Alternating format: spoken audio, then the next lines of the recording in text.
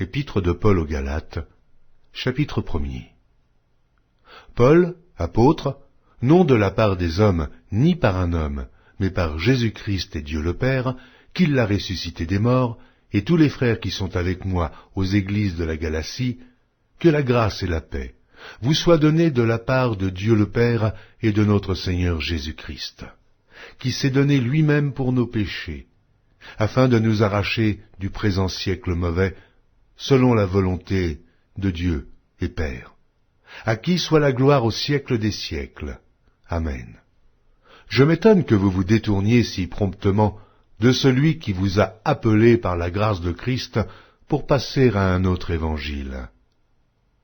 Non pas qu'il y ait un autre évangile, mais il y a des gens qui vous troublent et qui veulent renverser l'évangile de Christ. Mais, quand nous-mêmes, quand un ange du ciel annoncerait un autre évangile que celui que nous vous avons prêché, qu'il soit anathème. Nous l'avons dit précédemment, et je le répète à cette heure. Si quelqu'un vous annonce un autre évangile que celui que vous avez reçu, qu'il soit anathème. Et maintenant, est-ce la faveur des hommes que je désire, ou celle de Dieu? Est-ce que je cherche à plaire aux hommes? Si je plaisais encore aux hommes, je ne serais pas serviteur de Christ. Je vous déclare, frères, que l'évangile qui a été annoncé par moi n'est pas de l'homme. Car je ne l'ai ni reçu, ni appris d'un homme, mais par une révélation de Jésus-Christ. Vous avez su, en effet, quelle était autrefois ma conduite dans le judaïsme, comment je persécutais à outrance et ravageais l'Église de Dieu, et comment j'étais plus avancé dans le judaïsme que beaucoup de ceux de mon âge et de ma nation, étant animé d'un zèle excessif pour les traditions de mes pères.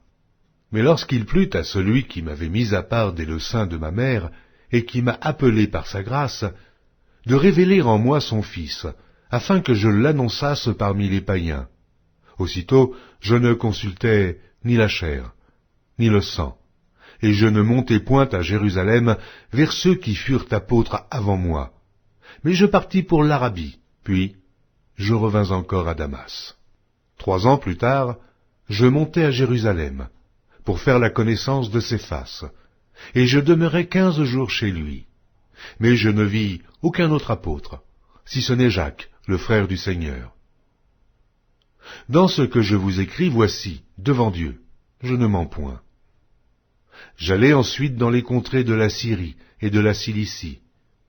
Or j'étais inconnu de visage aux églises de Judée qui sont en Christ.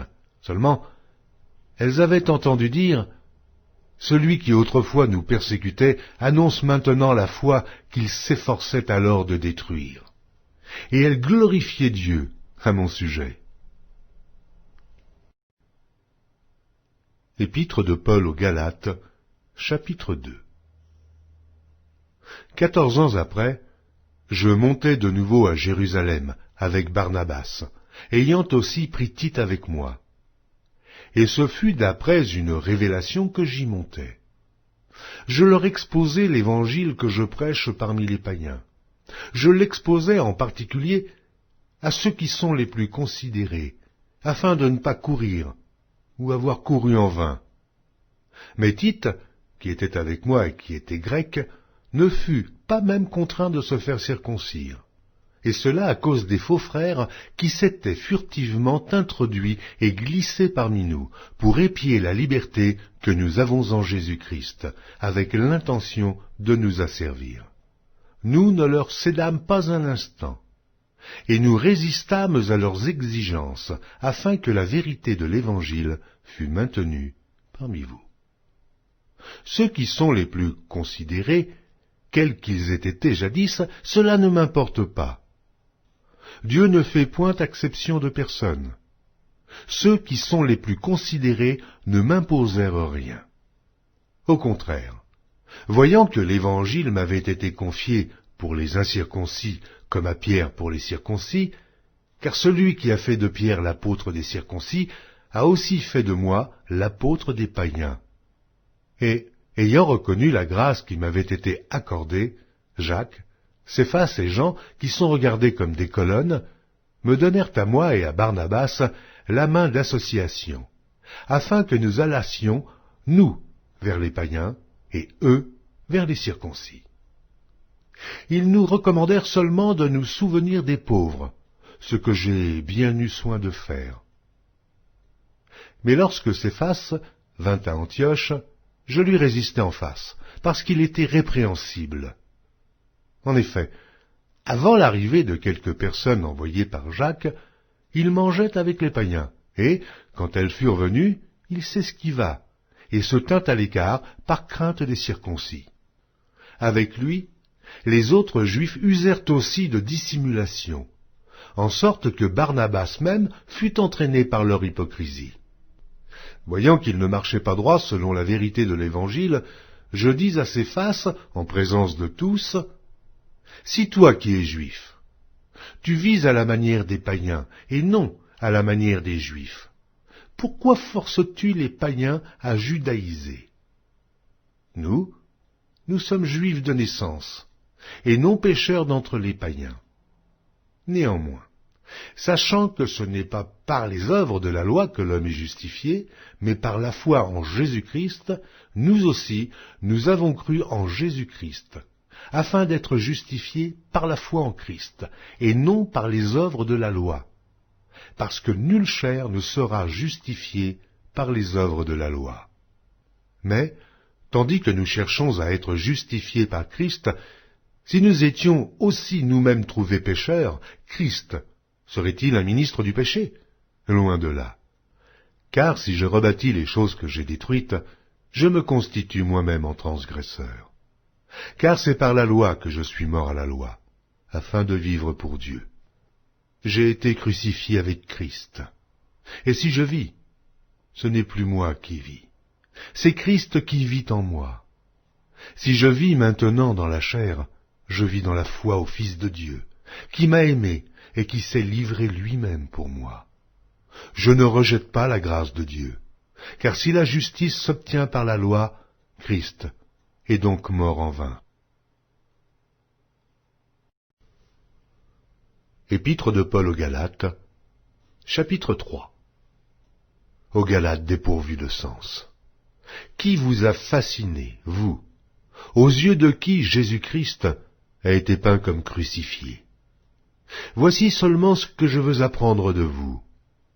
Est-ce par les œuvres de la loi que vous avez reçu l'Esprit, ou par la prédication de la foi? Êtes-vous tellement dépourvus de sens? Après avoir commencé par l'Esprit, voulez-vous maintenant finir par la chair? Avez-vous tant souffert en vain? Si toutefois c'est en vain.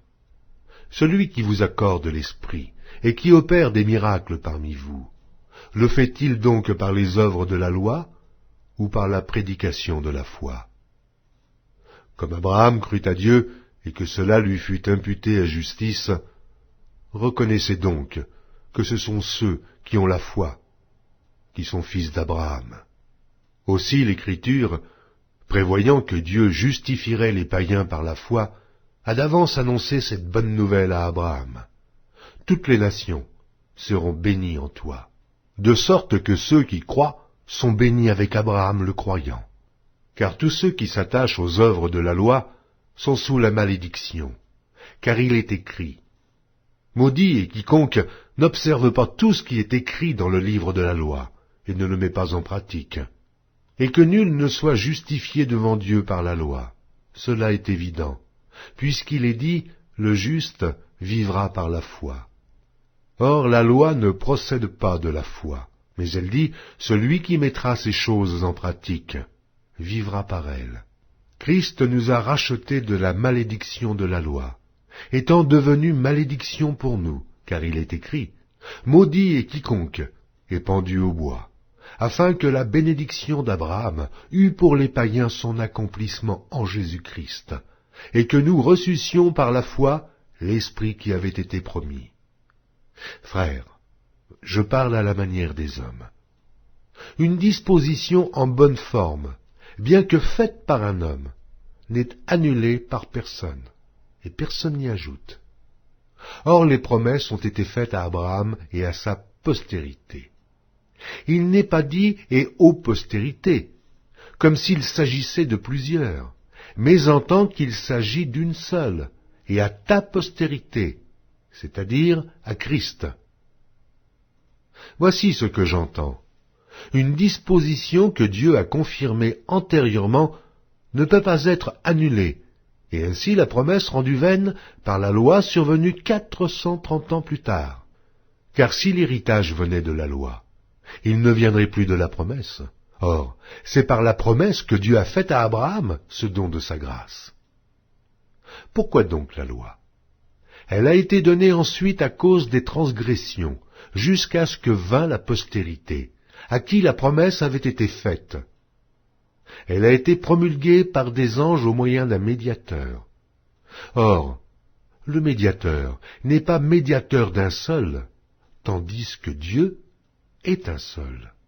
La loi est-elle donc contre les promesses de Dieu? Loin de là. S'il eût été donné une loi qui pût procurer la vie, la justice viendrait réellement de la loi. Mais l'Écriture a tout renfermé sous le péché, afin que ce qui avait été promis fût donné par la foi en Jésus-Christ et à ceux qui croient. Avant que la foi vînt, nous étions enfermés sous la garde de la loi en vue de la foi qui devait être révélée. Ainsi, la loi a été comme un pédagogue pour nous conduire à Christ, afin que nous fussions justifiés par la foi. La foi étant venue, nous ne sommes plus sous ce pédagogue, car vous êtes tous fils de Dieu, par la foi en Jésus-Christ. Vous tous qui avez été baptisés en Christ, vous avez revêtu Christ. Il n'y a plus ni juif ni grec. Il n'y a plus ni esclave ni libre. Il n'y a plus ni homme ni femme, car tous, vous êtes un en Jésus-Christ. Et si vous êtes à Christ, vous êtes donc la postérité d'Abraham, héritier selon la promesse. Épître de Paul aux Galates, chapitre 4. Or, aussi longtemps que l'héritier est enfant, je dis qu'il ne diffère en rien d'un esclave, quoiqu'il soit le maître de tout. Mais il est sous des tuteurs et des administrateurs, jusqu'au temps marqué par le Père. Nous aussi, de la même manière, lorsque nous étions enfants, nous étions sous l'esclavage des rudiments du monde. Mais, lorsque les temps ont été accomplis, Dieu a envoyé son Fils, né d'une femme, né sous la loi, afin qu'il rachetât ceux qui étaient sous la loi, afin que nous reçussions l'adoption. Et parce que vous êtes fils, Dieu a envoyé dans nos cœurs l'Esprit de son Fils, lequel crie « Abba, Père ». Ainsi tu n'es plus esclave, mais fils. Et si tu es fils, tu es aussi héritier, par la grâce de Dieu. Autrefois, ne connaissant pas Dieu, vous serviez des dieux qui ne le sont pas de leur nature. Mais à présent que vous avez connu Dieu, ou plutôt, que vous avez été connus de Dieu, comment retournez-vous à ces faibles et pauvres rudiments, auxquels de nouveau vous voulez vous asservir encore? Vous observez les jours, les mois, les temps et les années. Je crains d'avoir inutilement travaillé pour vous. Soyez comme moi, car moi aussi je suis comme vous. Frères, je vous en supplie. Vous ne m'avez fait aucun tort. Vous savez que ce fut à cause d'une infirmité de la chair que je vous ai pour la première fois annoncé l'Évangile. Et mis à l'épreuve par ma chair, vous n'avez témoigné ni mépris, ni dégoût. Vous m'avez au contraire reçu comme un ange de Dieu, comme Jésus-Christ. Où est donc l'expression de votre bonheur? Car je vous atteste que, si cela eût été possible, vous vous seriez arraché les yeux pour me les donner. Suis-je devenu votre ennemi en vous disant la vérité? Le zèle qu'ils ont pour vous n'est pas pur, mais ils veulent vous détacher de nous afin que vous soyez zélés pour eux. Il est beau d'avoir du zèle, pour ce qui est bien, et en tout temps, et non pas seulement quand je suis présent parmi vous. Mes enfants, pour qui j'éprouve de nouveau les douleurs de l'enfantement, jusqu'à ce que Christ soit formé en vous, je voudrais être maintenant auprès de vous, et changer de langage, car je suis dans l'inquiétude à votre sujet. Dites-moi, vous qui voulez être sous la loi, n'entendez-vous point la loi? Car il est écrit qu'Abraham eut deux fils, un de la femme esclave et un de la femme libre. Mais celui de l'esclave naquit selon la chair, et celui de la femme libre naquit en vertu de la promesse. Ces choses sont allégoriques, car ces femmes sont deux alliances. L'une du mont Sinaï, enfantant pour la servitude, c'est Agar, car Agar, c'est le mont Sinaï en Arabie, et elle correspond à la Jérusalem actuelle, qui est dans la servitude avec ses enfants. Mais la Jérusalem d'en haut est libre, c'est notre mère, car il est écrit « Réjouis-toi, stérile, toi qui n'enfantes point, éclate et pousse des cris, toi qui n'as pas éprouvé les douleurs de l'enfantement, car les enfants de la délaissée seront plus nombreux que les enfants de celle qui était mariée. Pour vous, frères, comme Isaac, vous êtes enfants de la promesse, et de même, qu'alors celui qui était né selon la chair persécutait celui qui était né selon l'esprit, ainsi en est-il encore maintenant. Mais que dit l'Écriture? Chasse l'esclave et son fils, car le fils de l'esclave n'héritera pas avec le fils de la femme libre. C'est pourquoi, frères, nous ne sommes pas enfants de l'esclavage, mais de la femme libre. Épître de Paul aux Galates, chapitre 5. C'est pour la liberté que Christ nous a affranchis. Demeurez donc fermes, et ne vous laissez pas mettre de nouveau sous le joug de la servitude. Voici, moi Paul, je vous dis que, si vous vous faites circoncire, Christ ne vous servira de rien. Et je proteste encore une fois à tout homme qui se fait circoncire, qu'il est tenu de pratiquer la loi tout entière. Vous êtes séparés de Christ, vous tous qui cherchez la justification dans la loi. Vous êtes déchus de la grâce. Pour nous, c'est de la foi que nous attendons, par l'Esprit, l'espérance de la justice. Car en Jésus-Christ, ni la circoncision, ni l'incirconcision n'a de valeur, mais la foi qui est agissante par la charité. Vous courriez bien. Qui vous a arrêté pour vous empêcher d'obéir à la vérité? Cette influence ne vient pas de celui qui vous appelle. Un peu de levain fait lever toute la pâte. J'ai cette confiance en vous, dans le Seigneur, que vous ne penserez pas autrement, mais celui qui vous trouble, quel qu'il soit, en portera la peine. Pour moi, frère, si je prêche encore la circoncision, pourquoi suis-je encore persécuté? Le scandale de la croix a donc disparu. Puissent-ils être retranchés, ceux qui mettent le trouble parmi vous? Frères, vous avez été appelés à la liberté, seulement ne faites pas de cette liberté un prétexte de vivre selon la chair, mais rendez-vous par la charité, serviteurs les uns des autres. Car toute la loi est accomplie dans une seule parole, dans celle-ci: tu aimeras ton prochain comme toi-même. Mais si vous vous mordez et vous dévorez les uns les autres, prenez garde que vous ne soyez détruits les uns par les autres. Je dis donc, marchez selon l'esprit, et vous n'accomplirez pas les désirs de la chair. Car la chair a des désirs contraires à ceux de l'esprit, et l'esprit en a de contraires à ceux de la chair. Ils sont opposés entre eux, afin que vous ne fassiez point ce que vous voudriez. Si vous êtes conduits par l'esprit, vous n'êtes point sous la loi. Or, les œuvres de la chair sont manifestes. Ce sont l'impudicité, l'impureté, la dissolution, l'idolâtrie, la magie, les inimitiés, les querelles, les jalousies, les animosités, les disputes, les divisions, les sectes, l'envie, l'ivrognerie, les excès de table et les choses semblables. Je vous dis d'avance, comme je l'ai déjà dit, que ceux qui commettent de telles choses n'hériteront point le royaume de Dieu. Mais le fruit de l'esprit, c'est l'amour, la joie, la paix, la patience, la bonté, la bénignité, la fidélité, la douceur, la tempérance. La loi n'est pas contre ces choses.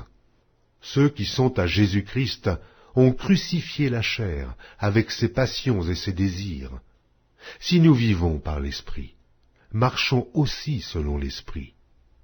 Ne cherchons pas une vaine gloire, en nous provoquant les uns les autres, en nous portant envie les uns aux autres. Épître de Paul aux Galates, chapitre 6. Frères, si un homme vient à être surpris en quelque faute, vous qui êtes spirituels, redressez-le avec un esprit de douceur. Prends garde à toi-même, de peur que tu ne sois aussi tenté. Portez les fardeaux les uns des autres, et vous accomplirez ainsi la loi de Christ. Si quelqu'un pense être quelque chose, quoiqu'il ne soit rien, il s'abuse lui-même. Que chacun examine ses propres œuvres, et alors il aura sujet de se glorifier pour lui seul, et non par rapport à autrui. Car chacun portera son propre fardeau. Que celui à qui l'on enseigne la parole fasse part de tous ses biens à celui qui l'enseigne. Ne vous y trompez pas, on ne se moque pas de Dieu. Ce qu'un homme aura semé, il le moissonnera aussi. Celui qui sème pour sa chair, moissonnera de la chair la corruption.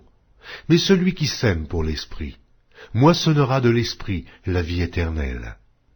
Ne nous lassons pas de faire le bien, car nous moissonnerons au temps convenable, si nous ne nous relâchons pas. Ainsi donc, pendant que nous en avons l'occasion, pratiquons le bien envers tous, et surtout envers les frères en la foi. Voyez avec quelle grande lettre je vous ai écrit de ma propre main.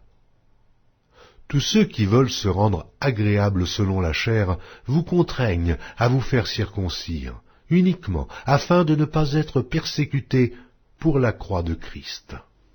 Car les circoncis eux-mêmes n'observent point la loi, mais ils veulent que vous soyez circoncis pour se glorifier dans votre chair. Pour ce qui me concerne, loin de moi la pensée de me glorifier d'autre chose que de la croix de notre Seigneur Jésus-Christ, par qui le monde est crucifié pour moi, comme je le suis pour le monde.